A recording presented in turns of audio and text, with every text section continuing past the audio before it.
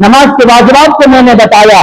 کتنے ایسے لوگ ہیں جس نے نماز کے واجبات کو یاد کیے ہوں گے؟ میں نے نماز کے شرائط کو بتایا. کتنے لوگ ہوں گے جو نماز کے شرائط کو یاد کیے ہوں گے؟ میں نے نماز کے ارکان کو بتایا. کتنے لوگ ہوں گے جس نے نماز کے ارکان کو یاد کیا؟ میں نے غسل کے طریقے کو بتایا. کتنے لوگ ایسے ہیں جس نے غسل کے طریقے کو یاد کیے ہوں گے؟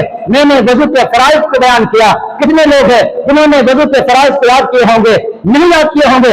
مجھے امید ہے کہ شاید کہ چند ایک آدمی نے یاد کیا ہوگا، بلکہ سن کر کے کانوں سے نکال لیا ہوگا.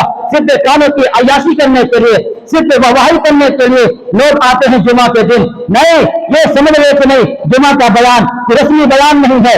جمعہ کا بیان یہ واہی کرنے کے لیے نہیں ہے، بلکہ سیکھنے کے لیے، آپ کے علم میں اضافہ کرنے کے لیے ہوتا ہے. اس لیے کوشش یہ کرے ہر ہفتہ کچھ نہ کچھ سیکھ کر کے جائے، تاکہ اپنی زندگی میں اس پر عمل کرنا ہمارے لیے آسان ہو. ہاں، جو آدمی بعد میں آتا ہے وہ کیا سمجھ لیا ہے؟ نماز کے واجبات کو اس نے سنا، نماز کے فرائض کو نہیں سنا. سنی نہ سنی انسنی ہو گئے ہیں. میرے بھائی سامعین محترم، یہ درد دل کی بات ہے.